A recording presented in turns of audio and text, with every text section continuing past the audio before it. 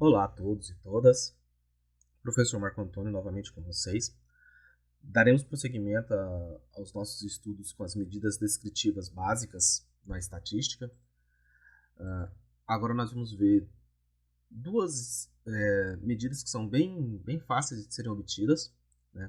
Basta que tenhamos o nosso conjunto de dados devidamente ordenado, né? Ou que consigamos buscar dois valores. Tá? O primeiro é a amplitude amostral, né? Então é sobre aquela amostra que a gente tem, que a gente viu no vídeo anterior. Eu vou procurar o valor máximo. Tá? Então essa aqui é a função máximo e ela procura o valor máximo dentro daquela amostra. Esse aqui é a minha função mínimo. Ela vai buscar o valor mínimo dentro da amostra. A diferença do máximo pelo mínimo vai me retornar exatamente o que eu quero, que é a amplitude amostral. Tá? Essa amplitude amostral ela é especialmente útil para saber o range, né, o intervalo aonde eu encontrarei os meus dados daquela amostra. Tá? O intervalo médio ele indica a posição média do intervalo. Tá? Não é a mediana, a gente vai ver mais para frente um pouco, a gente viu lá atrás um pouquinho o que é a mediana. Tá? Acontece de, às vezes, alguns alunos confundirem o intervalo médio com a mediana. O que ele está falando aqui ó, é onde é que é o ponto central que divide esse intervalo ao meio. A gente vai ver um exemplo aqui que deixa isso bem claro. Ó, o intervalo que eu tenho aqui ó, vai de 5 até 50. Então a amplitude amostral é de 45. Né? Se eu estivesse medindo, por exemplo, alturas, né, e tivesse alturas de algum objeto que fosse de 5 a 50 centímetros, eu sei que o intervalo entre o mínimo e o máximo é de 45 centímetros. E a metade desse intervalo corresponde a 22,5. Tá? Então, é a metade do intervalo, não é a mediana. Né? A mediana eu teria que colocar todos os meus dados ordenados e buscar o elemento que dividiria essa amostra aqui ao meio. Tá? Então, ela poderia dar em um ponto qualquer aqui. Esse aqui é o script que gerou aquele gráfico. Vou deixar disponível para vocês estudarem, caso queiram. Né? Mas ele usa o ggplot2 para poder fazer esse gráfico. Vejam aqui que ele não é muito complexo, né? Basta somente saber colocar em ordem cada uma das coisas. Outras duas medidas de variabilidade muito importantes, na verdade três, porque a variância ela vai dar origem a uma outra medida de variabilidade, tá? É o desvio absoluto médio, o desvio médio absoluto, tá? Tem aí os meus motivos porque eu gosto de usar o desvio absoluto médio em vez de desvio médio absoluto. Tá? A diferença entre esses dois aqui é como é feito para que aquela propriedade da média, da soma dos desvios ser sempre igual a zero, não dá zero. Né? Em outros momentos eu já disse que não é interessante que ele dê zero, porque ele não vai me trazer nenhuma informação a mais. Então aqui, ó, o desvio médio, ou o desvio, né, dos elementos em relação à média, é obtido simplesmente pela subtração do valor do elemento na posição i. Né? Lembra lá o que é a posição i, né? Qualquer posição vai ser um número inteiro, né, positivo, e a média daquele conjunto de dados. Isso é o desvio em relação à média. E observe que ele é utilizado tanto para calcular a variância quanto para calcular o desvio absoluto médio. Tá? A diferença está na função aplicada aqui sobre eles, antes da gente fazer o somatório de todo mundo, porque lembra que o somatório, se eu não aplicar nada, vai dar zero? Então, para não dar zero, eu quero fazer todo mundo ficar positivo. Existem duas formas básicas de fazer isso. Uma é aplicando a função módulo, que é essas duas barrinhas, e a outra elevando o valor ao quadrado. Qualquer número elevado ao quadrado sempre será positivo. Então eu não vou ter mais como zerar aqui. E aqui o módulo também ele sempre retorna um valor positivo. Tá? A diferença desses dois aqui é que essa função aqui, algebricamente, ela é muito mais difícil de ser tratada. Tá? Enquanto essa aqui ela é mais simples de ser tratada. Como que eu vou fazer para calcular então? Eu calculo os desvios, faço a soma desses desvios e multiplico por 1 sobre n, que é o tamanho da minha amostra. Um detalhe importante, quando a gente estiver trabalhando com a população, eu vou usar n. Agora, quando não for a população, for uma amostra, eu tenho que trocar esse n aqui por uma correção chamada correção de Bessel, que é o n menos 1. Tá? Esse menos 1 aqui ó, representa o grau de liberdade que eu estou utilizando para calcular essas estatísticas. É uma forma de corrigir, Porque a minha média ela não é a média populacional. A média que eu estou usando nesse cálculo aqui é uma média amostral, né? É uma aproximação. Então, para tirar esse viés, ou seja, esse erro, a gente utiliza, ou para reduzir, né, na verdade, controlar, eu faço com o n-1. Tá? E a simbologia utilizada para variância vai ser S ao quadrado e sigma ao quadrado. Sempre que for uma letrinha do nosso alfabeto, tá? Ela vai estar se referindo à amostra. Quando for uma letrinha grega, sempre vai estar se referindo à população. Tá? Então aqui, ó, essa média aqui, eu estou me referindo à média da amostra. Se fosse o Mi, eu estaria me referindo à média da população. Né? Isso pode parecer um pouco de preciosismo a princípio, né? Claro que é questão de notação. Se você tiver deixado tudo muito claro no começo, não vai dar tanto problema. Tá? Mas é importante isso. Da variância, a gente consegue chegar no desvio padrão. Tá? Se eu observar aqui, eu vou voltar um pouquinho. Né? A minha unidade de medida aqui, se for em centímetros, esses dados estivessem sendo medidos em centímetros, a minha medida de variância seria dada em centímetros ao quadrado.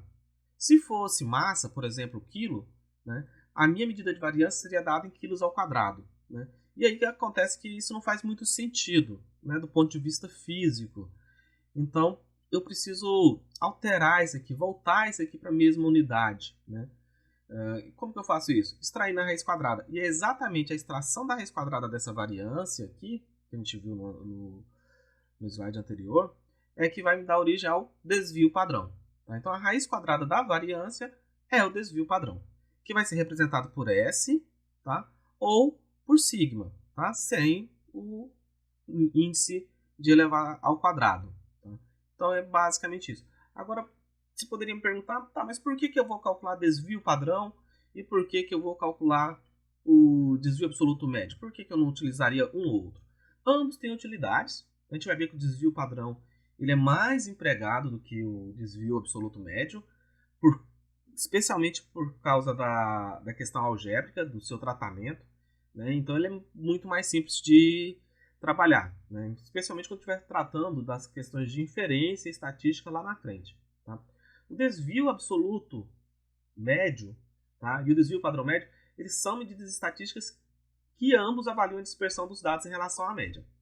Mas eles diferem na forma do cálculo e de como são interpretados também. Vamos um por um. O desvio médio absoluto é uma medida de dispersão que quantifica a média dos desvios absolutos de cada valor em relação à média. Tá? Por outro lado, o desvio padrão é uma medida de dispersão que quantifica a variabilidade dos valores em relação à média. Ele é calculado pela raiz quadrada da variância, que é o que a gente já viu.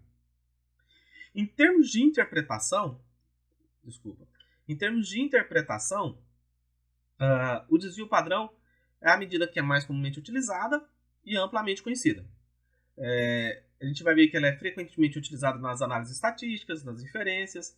Ela fornece uma medida de dispersão total dos dados, enquanto o desvio médio absoluto ele é menos utilizado, mas pode ser preferível em situações onde há a presença de valores extremos. Tá? Por quê? Porque o desvio absoluto médio ele sofre uma menor influência. O desvio padrão ele sofre mais influência da variabilidade dos outliers, né, ou dos valores extremos, porque ele é elevado ao quadrado. Então ele acaba carregando, né, atribuindo mais peso para essas diferenças maiores. Então isso pode ser um limitador para o uso do desvio padrão. Então observe que sempre vai ter opções ou necessidades diferentes para a gente poder utilizar. Se a sua distribuição ela tem valores extremos, então talvez seja melhor optar pelo desvio médio absoluto. Se ela não tem, então o desvio padrão pode ser uma boa alternativa. Tá? Então são situações distintas para a utilização dos dois, tá? De cada um dos dois.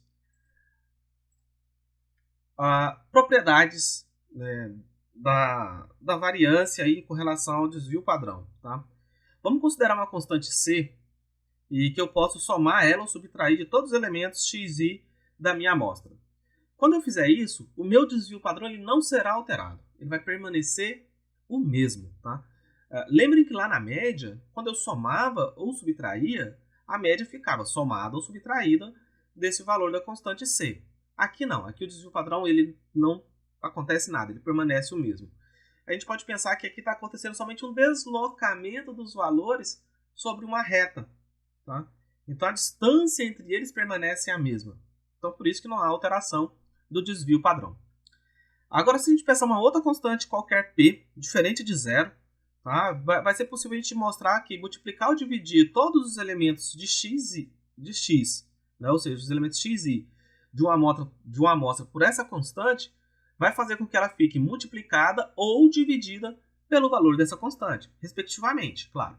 Tá? Então, são propriedades simples, dá de provar também com álgebra simples, e a gente não vai entrar na demonstração disso. Acredito que vocês consigam encontrar na internet ou livros que façam essa demonstração bem sucinta. Uma outra medida importante é chamada de erro padrão da média. E aqui, é interessante diferenciar o erro padrão da média do desvio padrão. O desvio padrão ele é utilizado no cálculo do erro padrão da média, mas ele não é o desvio padrão. Tá? Enquanto o desvio padrão ele está sendo ali utilizado para indicar dispersão dos dados ao redor da média, né? Ou seja, é o conjunto dos valores que a gente tem daquela amostra. O erro padrão não. O erro padrão ele vai se referir especificamente à média. Tá? Então ele vai dar o quanto os dados estão, o quanto a média pode variar. Né? Seria o caso, por exemplo, de eu fazer N amostras e comparar os valores dessas médias. Né? Isso aí me daria várias médias diferentes. E cada um ia cair num ponto diferente. Então esse erro padrão ele me dá a incerteza disso. Né? O quanto eu estou acertando a minha média. Lembrando que a minha estimativa de média ela é feita com a amostra, ela não é feita na população. Né? Se fosse na população não ia ter erro, não ia precisar de erro padrão. Né? A média calculada, o erro padrão da média calculada na população é zero. Não tem erro padrão, é a média. Tá? Então esse aqui vai me indicar o quanto que a média poderia variar se eu repetisse essa minha amostra algumas vezes. Aqui eu fiz um gráfico, tá? Onde aqui a linha verde ela mostra o erro padrão, a linha vermelha ela mostra o desvio médio absoluto e a linha azul ela mostra o desvio padrão. Tá? Então aqui elas estão sobrepostas, por isso que a gente não vê a parte de baixo. E esse pontinho aqui é um valor de média. Tá? Os dados eu mostro como construir no próximo slide e deixo disponível para vocês. Mas o que eu quero mostrar aqui para vocês é o seguinte, esse aqui, a minha média poderia cair em qualquer lugarzinho desse daqui. Tá? Então, eu estou falando da média, é o valor da média. Ela poderia cair em qualquer lugarzinho desse aqui se eu repetisse essa amostra. Especialmente considerando se a minha amostra fosse simétrica. Tá? É importante deixar isso destacado. Né? Para quando há simetria, essas medidas aqui elas podem não ser tão adequadas. Então é importante a gente pensar sobre a questão da simetria. Agora aqui, o vermelhinho é o desvio médio absoluto. Eu estou falando já sobre os dados. Né? O quanto os dados podem variar em média aqui em torno da média. Tá? E aqui já é o desvio padrão. Né? A gente pode observar que o desvio padrão está um pouquinho maior, provavelmente decorrente da presença de valores que são mais elevados. Então ela foi menos sensível, né? Como a gente tinha dito anteriormente, o desvio médio absoluto foi menos sensível aos valores maiores da minha amostra. Tá? Aqui a gente tem o script que deu origem, tá? Então aqui gera os dados, aqui eu calculo aqueles resumos, a gente usa algumas bibliotecas para poder fazer o cálculo do erro padrão, porque o RBase não tem uma função para isso, e também usa uma outra biblioteca para calcular o desvio médio absoluto, porque também não tem a função nativa, embora também seja fácil de calcular. A gente viu ali qual que é a matemática que existe para fazer esse cálculo, e ela é bem simples. Tá? Uma outra estatística importante, tá, é o coeficiente de variação. O coeficiente de variação, eu já vou destacar que ele é uma medida adimensional, ou seja, ele não tem unidade de medida, porque lembra, meu desvio padrão aqui ele vai ser dado em quê? Por exemplo, em metros, em centímetros, em quilos, na mesma unidade da minha amostra. Tá? E a média também vai ser dada na mesma unidade da minha amostra. Então, na hora que eu dividir as duas unidades de medidas aqui, ele vai ficar uma unidade adimensional, tá? Ele vai ficar sem dimensionalidade. O coeficiente de variação ele é uma medida que expressa a variabilidade relativa em relação à média de um conjunto de dados. Ele é calculado dessa forma bem simples e, na sequência, geralmente a gente multiplica por 100 para obter um valor de porcentagem. Tá? Então, o quanto em percentual os meus dados variam em torno da média. Tá? Então, isso aí é especialmente útil quando eu quero comparar variabilidade de diferentes conjuntos de dados e que possuem unidades de medidas diferentes. Por exemplo, eu estou comparando quilo com metro, né? Velocidade com alguma outra coisa que não seja medido na mesma unidade de velocidade. Então ele não se preocupa. Então eu consigo saber o que está variando mais. Se o que está variando mais é o peso ou se é a altura, por exemplo. Tá? Ela é especialmente útil, tá? E tem outras além dessas, né? Na comparação da variabilidade, né, permite comparar então a dispersão de diferentes conjuntos de dados, como eu falei.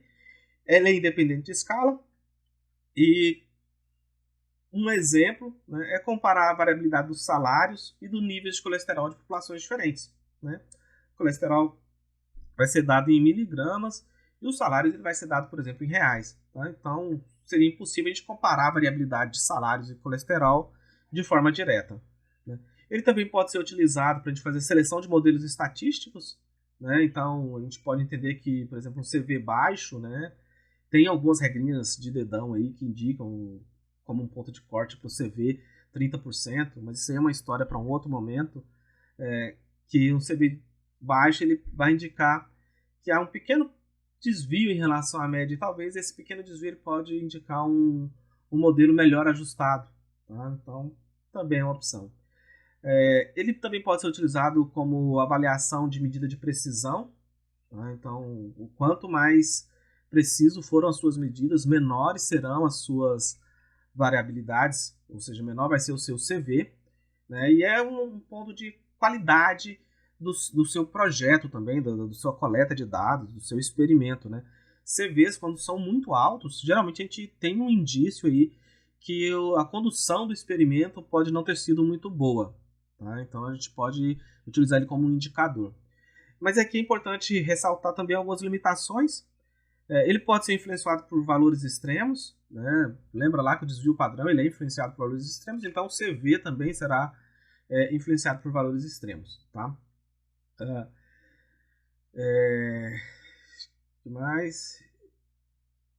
Ele vai ser especialmente mais útil também quando a distribuição for simétrica, né? Ou seja, quando a gente tiver dados ali próximos a uma distribuição normal, que é o caso que a gente sempre fica mais tranquilo de utilizar, tá?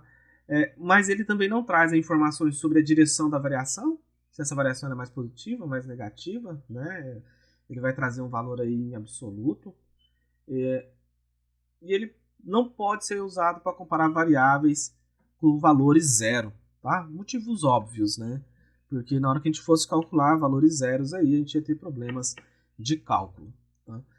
Por enquanto, as nossas principais medidas de variância são essas, mas nós temos outras ainda, como eu vou mostrar adiante.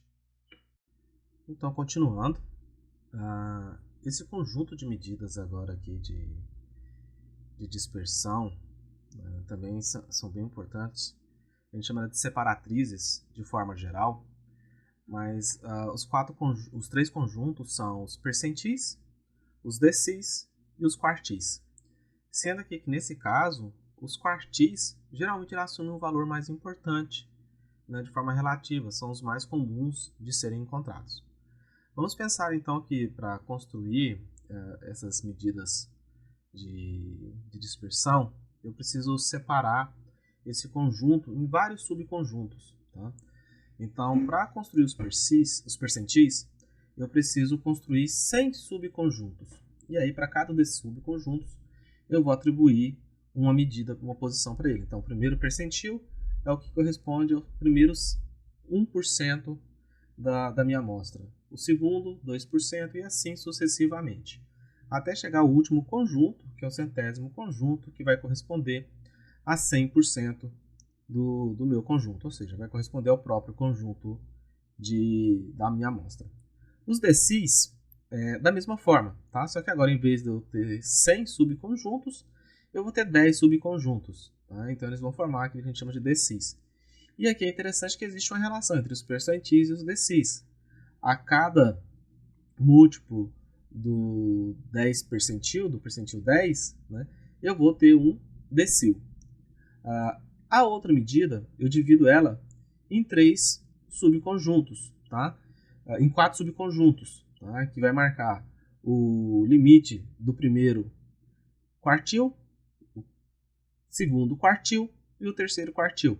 Se fôssemos olhar em termos de porcentagem do tamanho do conjunto, seria os primeiros 25% do conjunto, os 50% do conjunto, os 75% do conjunto. Né? Então, estou dividindo esse conjunto em duas partes, onde uma parte vai ficar com 25 e a outra com 75. Né? Isso, as medidas que estarão à esquerda correspondem a 25 e que estarão à direita correspondem a 75. E no terceiro é o contrário. Né? 75 estão à esquerda e 25 estão à direita. Tá? E aqui, o segundo quartil ele divide bem ao meio, né? É os 50%. E aí, de todos aqui, então, se eu olhar o segundo quartil, o quinto decil e o 50º percentil, todos eles correspondem a 50%. E, portanto, todos eles também correspondem à mediana. Tá? Essas aqui são medidas fáceis de serem obtidas. Né? Geralmente a gente obtém elas pela frequência empírica, então fica fácil de obter. Quando o dado não corresponde exatamente à posição que a gente está procurando, né? A gente tem alguns métodos de fazer esse cálculo.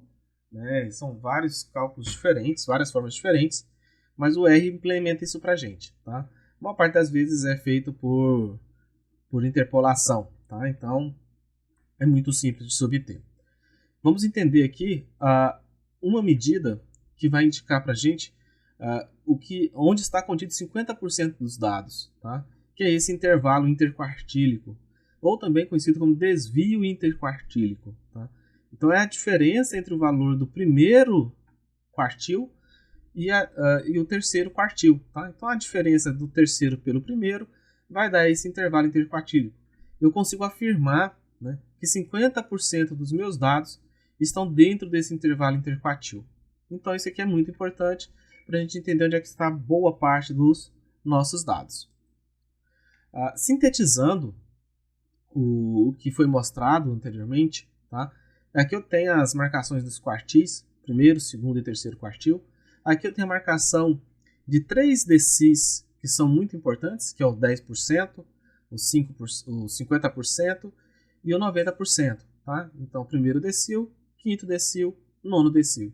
E os centis aqui também eu tenho alguns centis que são muito importantes. Tá? Então, o centil, o primeiro centil, o quinto, o 10º, o 25º, o 50º, o 75º, o 90º e o 95º. Tá? Então aqui a gente vê aqui onde é que eles são semelhantes. Né? Então o quartil segundo, né? O segundo quartil, o decil quinto e o centil 50º, todos eles podem ser notados de forma simplificada pela letrinha Q, que vai indicar o quantil, que é o quantil .050. Tá? Então o quantil de 50%. Todos eles correspondem ao mesmo. Tá? Então, se você souber calcular o quantil, o centil, os decis e os quartis, eles saem por consequência. Tá? Então, é muito simples de ser obtido. Isso aqui é um padrão de notação também. Para a gente entender, né, e resumir tudo o que a gente viu até agora, né, dentro dessa última sessão. Tá? Esse aqui é um gráfico chamado de box plot. Tá? É o gráfico de caixa. Ele traz aqui o que a gente chama de resumo dos 5, né? Ele traz 5 valores de estatísticas importantes. Então aqui eu tenho o primeiro quartil, a mediana e o terceiro quartil. E aqui eu tenho os outros dados, que são os dados de amplitude. Tá? Então o máximo e o mínimo. Tá? Em algumas situações vocês vão encontrar que existem pontos separados, são pontinhos projetados para cima e para baixo. Tá? São aqueles dados que são chamados de dados de valores extremos ou discrepantes. Alguns vão chamar de outliers, mas é importante a gente ter uma ressalva quanto a isso por enquanto. Tá? Então, melhor utilizar dados de valores extremos, tanto para positivo quanto para negativo. Então aqui a gente consegue trazer os valores de máximo e mínimo, então já temos duas estatísticas, primeiro, segundo, terceiro quartil. Então nós temos 5 estatísticas. Essa cruzinha aqui, geralmente ela não é colocada no boxplot, mas eu coloquei ela aqui para ela indicar o ponto da média. Tá? Então aqui a gente também pode ter um sexto elemento, que é o ponto de média. Então esse aqui ó, ele resume de forma muito prática todas aquelas estatísticas. Eu consigo bater o olho, eu consigo ver se há uma distribuição simétrica aqui em torno dos dados, né? Olhando essa distância aqui até a mediana, eu vejo que não, né? Ó, esse dado aqui ele é mais distante do que esse daqui, então provavelmente não tem uma simetria. Eu vejo aqui que a maior parte dos meus dados também eles não estão entre o primeiro quartil e o segundo quartil, parece que eles estão mais afastados aqui. Tá? Então a partir disso eu consigo ver. Se eu quisesse ver o intervalo interquartil, bastaria eu olhar a diferença entre esses dois números aqui. Tá? Então aqui eu consigo fazer um bom resumo. E por enquanto é só, depois a gente vai ver mais dados. Vou deixar aqui novamente o script usado para gerar aquele gráfico. Tá? E aí mais à frente a gente vai aprofundando um pouco mais. Até mais, tchau, tchau.